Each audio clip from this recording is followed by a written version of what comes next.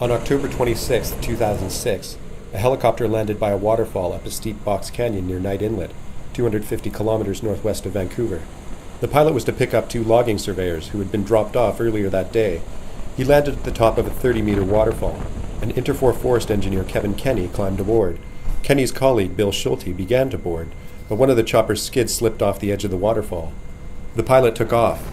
Schulte hung onto a skid dangling above the rocks far below. When the aircraft swung back over the top of the waterfall, Schulte let go. He fell about 5 meters, spraining his ankle. With Schulte's weight off the skid, the chopper rocketed upward and hit a tree.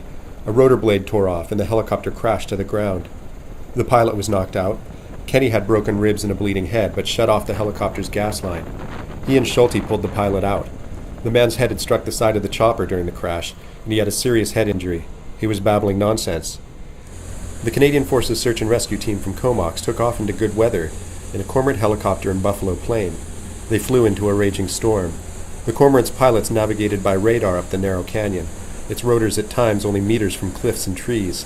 After they spotted a flashlight beam Schulte and Kenny aimed at the Cormorant, the crew lowered down SAR Tech Sergeant Kent Gulliford on a cable. But lowering Gulliford into a forest by winch proved difficult and dangerous. Because of the diluted visibility and stuff, we sort of caught him up in the trees. And I'm assuming he was trying to maneuver his way out of the trees because I was able to get some slack on the cable. But then as I brought the cable back in, it got tight again. So I didn't want to pull too hard, worried about hurting him. And this went on until we finally saw him swing out of the trees. Gulliford assessed the pilot and got him into the steel mesh rescue litter and had Agnew hoist him up. Then, because the Cormorant's fuel supply was perilously low, Gulliford decided to put Kenny and Schulte in the basket together. Agnew's hoisting work was aided by a control rope Gulliford was holding. And the SAR Tech had the guideline attached to the cable to help me when I was lifting the pilot and the two loggers off. But when it came time for Gulliford to be hoisted up, there was no one left on the ground to hold a guideline. When I went back in to extract the SAR Tech, I had to do a lot of manhandling of the hook because that's where we realized we were no longer right over top of the SAR Tech. So as soon as I lifted him off his feet, he commenced a slight swing. Getting the crash survivors in the Cormorant out was at least as challenging as flying in.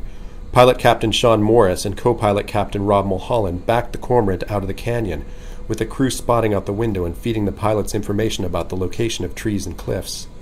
Master Corporal Derek Agnew had been on his first mission without a supervisor. Let's just say this was my christening in the fire, as we put it, because it was my first main rescue by myself.